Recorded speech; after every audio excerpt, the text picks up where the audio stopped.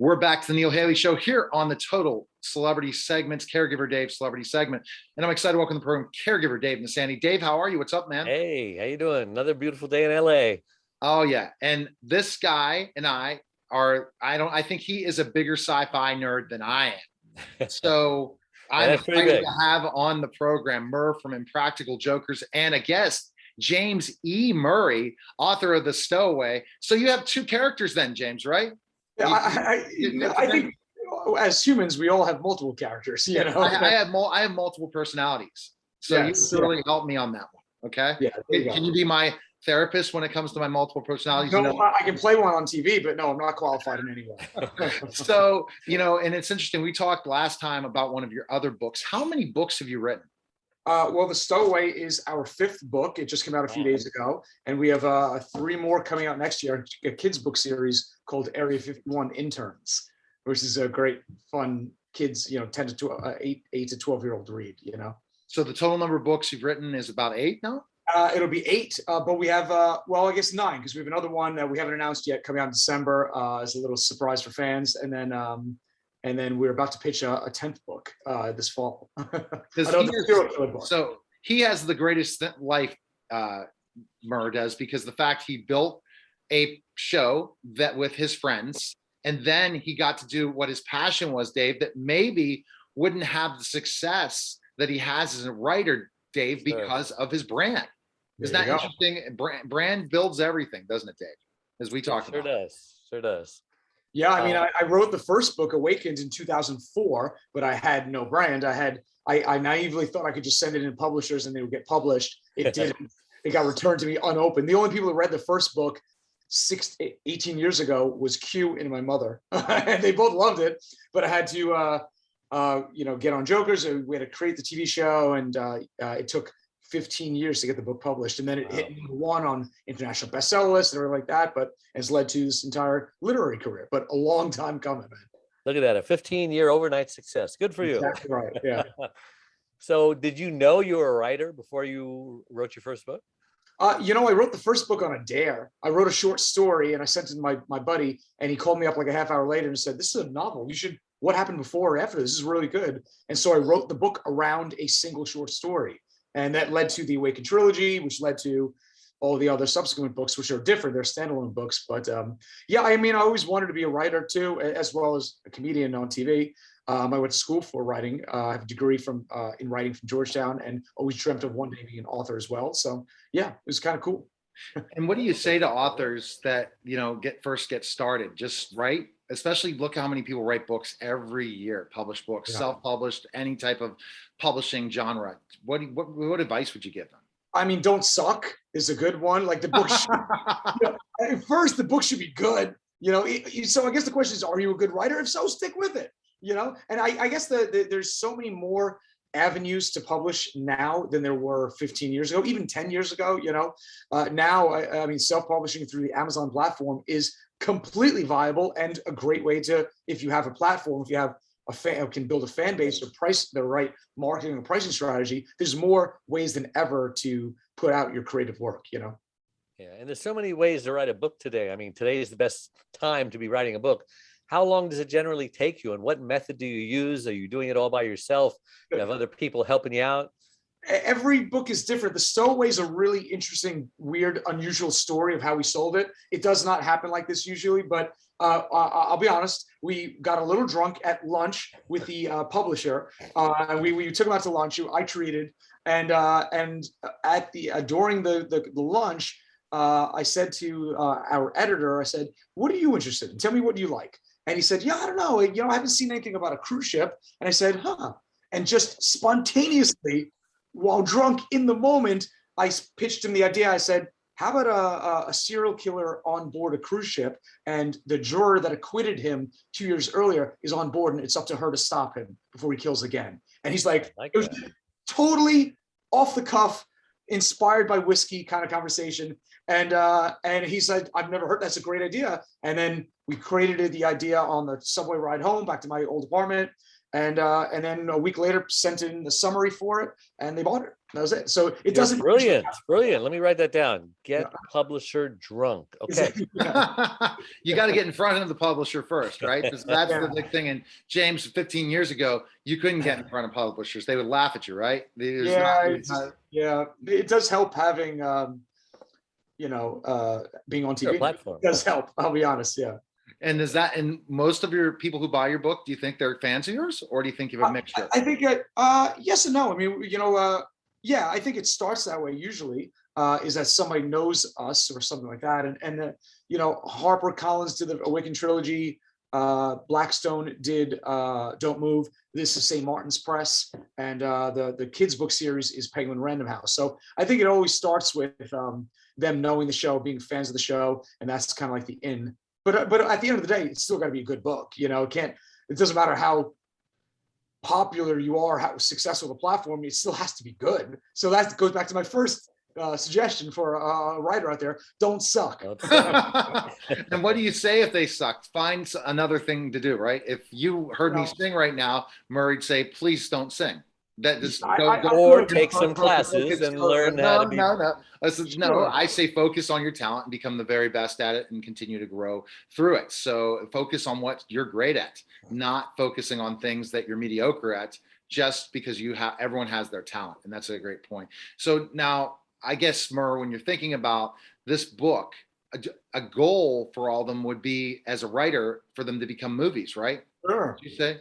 Yeah, I think all of our books that we write are meant to be adapted into film or TV, right? That we write very cinematically.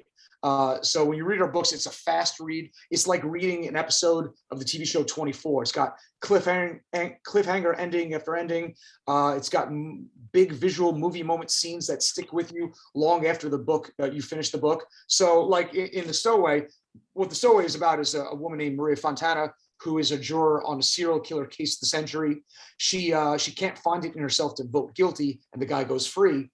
2 years later, she's on a transatlantic cruise with her twin kids and her fiance, and halfway across the Atlantic, 3 days in any direction from land or help, kids start disappearing on the boat in the same way they did on the serial killer case. So she starts to wonder, did I let a killer go free? Is he on board? Is it a copycat? Or is there something far more sinister going on? And she's literally the only person on board that can possibly stop him and has the inside knowledge of the case that can stop him before he kills again. It's a great read. But in The Stowaway, I'll give you an example.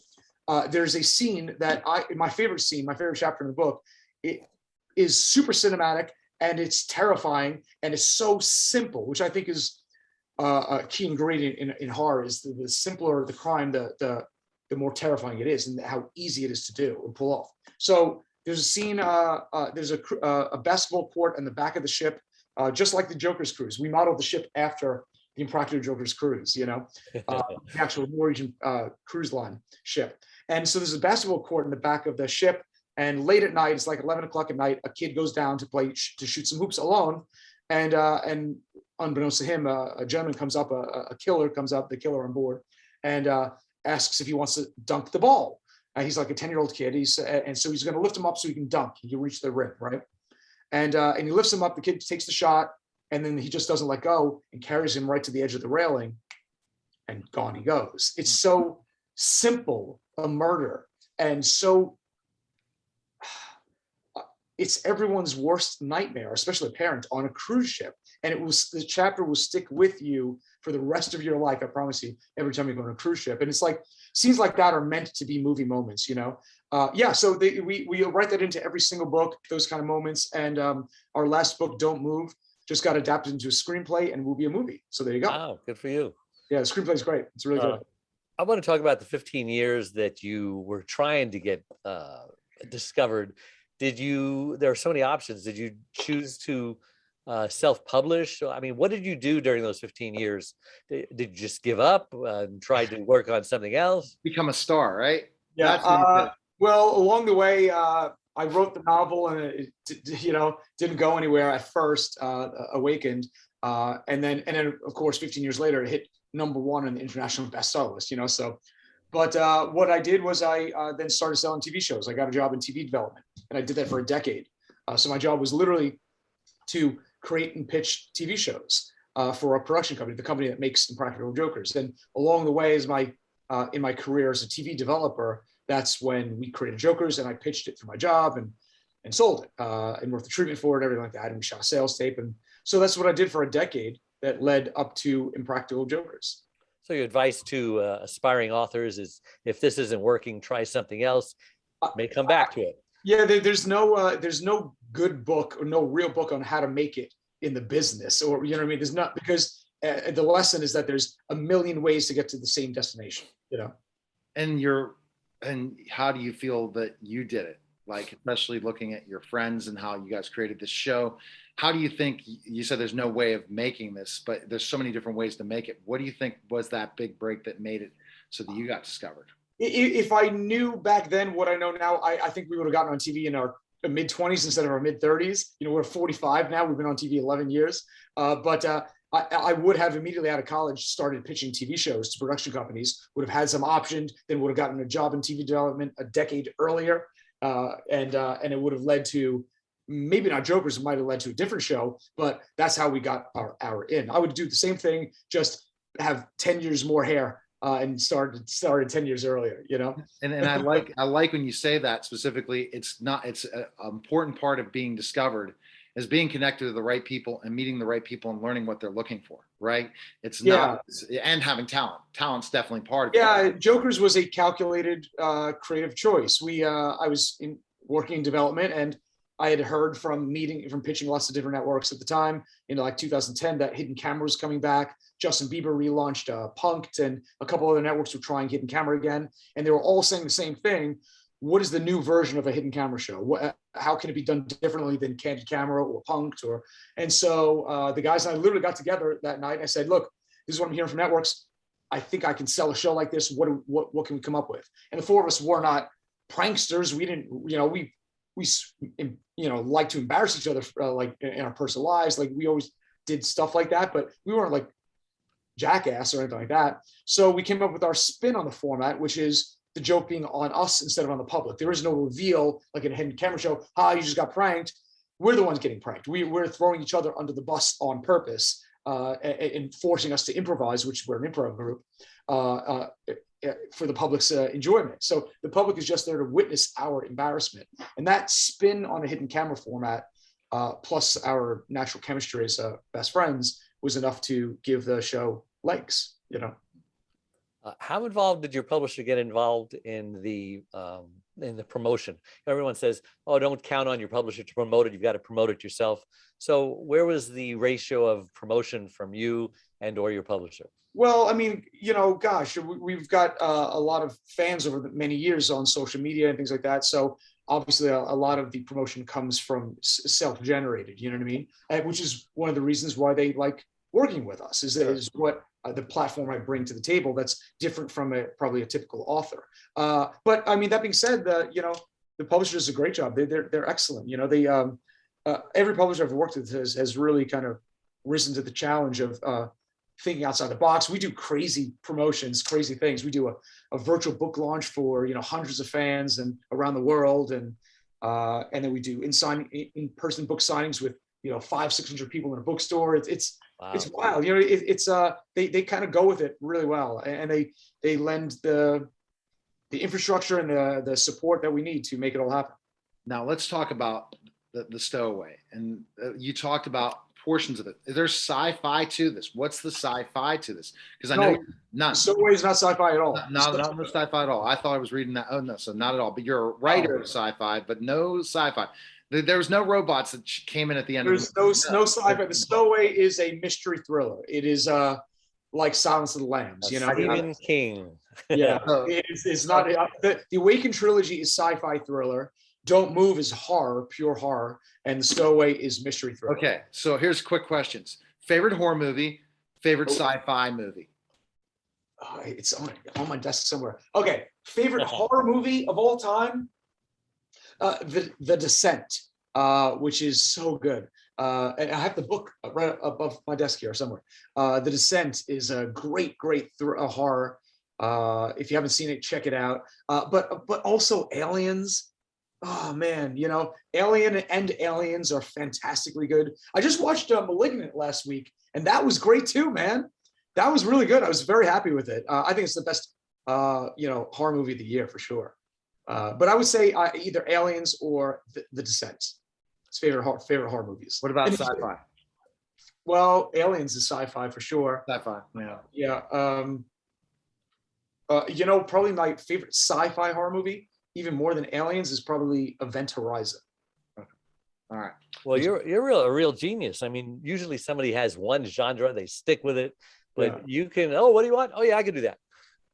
Yeah, we like switching genres a bit. The Stowaway is the broadest category book for sure. Like it is in the mystery section of a bookstore, not in the sci-fi, not in the horror section. So I like that. I like being in different bookshelves. Now, being a sci-fi guy, are you going to be one of the people that goes to space first? No. In like 5-10 years, you're going to be going to Mars or the moon. No, I will not. No, I didn't even want to go skydiving, much less, I'll show you on my desk. I don't know if you can see behind, but there's a proton pack from Ghostbusters. There's a DeLorean. And then do you guys recognize this? No, I don't. What is that? The movie Krull. Oh my gosh. You're 80s. This is the greatest movie weapon other than a lightsaber. The Krull glaive, they call it. You have tons of collections, and you're a Star Wars guy too. But no, you're not going to space anytime soon. I will not. If I could transport into a future where Star Trek was real, I would go to space. But I want to be on the Enterprise with a replicator. I want to have a holodeck. That future I'll jump into. Not going on the Elon Musk adventure. What's it? The Blue Origin, whatever the ship's called. Yeah, not happening to you. You'll wait to like when in your like 70s or 80s to maybe whenever we are inhabiting all over the place. And then you'll go. I'll tell you what, they say that flying cars and space travel is always 20 years away. It's been 20 years away for the past 1,000 years. So space, I'll tell you, is happening, and we'll have to definitely talk about that another time if we ever get a chance. Where are you located? You're in LA? No, I'm in Princeton, New Jersey. I live New Jersey. Okay. Yeah, we film a show in the New York area. We'll have to, whenever I'm in that area, we'll definitely do that. All right. So Dave finishes up the show with a caregiving question. So we've gone everywhere in this conversation, from sci-fi to horror to just, hey, I'm multiple personalities, but here's Dave's question. Oh, wow. I could see a horror sci-fi flick that has to do with caregivers. Anyway, my wife had a stroke 25 years ago. We grieved for a couple of years. We reinvented ourselves. We almost broke up, but now she's an amazing person, like a Martha Stewart Wonder Woman rolled into one. She lost feeling on one side of her body, paralyzed. She's speech impaired. And yet we go around helping caregivers to survive. 30% of them die before their loved ones do from the stress. Wow. I've spoken on stages all over the world. Just got back from London, speaking at the London Stock Exchange. I've been on 50 TV shows, just sharing our message of hope to people. Just don't do what I did, because I broke every rule in the book. So my question to you, I believe that everyone is either going to become a caregiver or need a caregiver. It's inevitable. It's coming. It's that tsunami on the horizon. How has caregiving affected your life? One of the main reasons I wanted to write a book, and I started writing books, was probably because I saw my father always wanted to be an author, and he is a few credits short of a master's in writing. Wow. And he got drafted and had to then, after being in the military, he then had to provide for our family. And he never got to it. He had to get a job and never got to it. And unfortunately, his Alzheimer's is so advanced at this point, he can't do it. And I think I that always stuck with me. That is something that it was a dream of his he never got to do. And when I talk about it, I get a little bit caught up in it, that that he unfortunately can't read my books anymore. And so when he sees he has the same name, right? He sees his name on the books and he thinks that he wrote it. It's I think that's one of the main reasons I keep writing, is just kind of like a dream that he never got to do himself. And gosh, I have nothing but the greatest respect for your story and your life and what you do and speak to people about around the world. I think every family is, I agree entirely. Every family is dramatically affected by this, and it's something we deal with on a daily basis. My mother deals with it on a daily basis, and thank God for the TV show. It has put me in a position that I'm able to help out much more than I ever thought I would be able to, and a typical family is able to. But we deal with it in our own ways, and as a family, we try to, tough. It's very tough, man. But well, so I how much of your success did your father was he able to see? The first year or two, and he's been on a couple episodes of the TV show. He can't do it anymore, but the last time we put him on TV was maybe 7 years ago. Well, I know he's very proud of you. Yeah, he was there for the premiere, and he, it was, you. Yeah, You're a good caregiver. I was just looking the other day at photos from the premiere party, a decade ago. Is coming up. The show premiered. We started filming in 2010, but it premiered 10 years ago in about a month or two. And I was looking through photos of the whole family together back then. But yeah, it's I'm working on my fourth book. I'm an author as well, and first book has to do with caregiving. So caregiverdave.com. Yeah, all right. Stay alive. Everyone needs to check that out. But Murr, we appreciate it.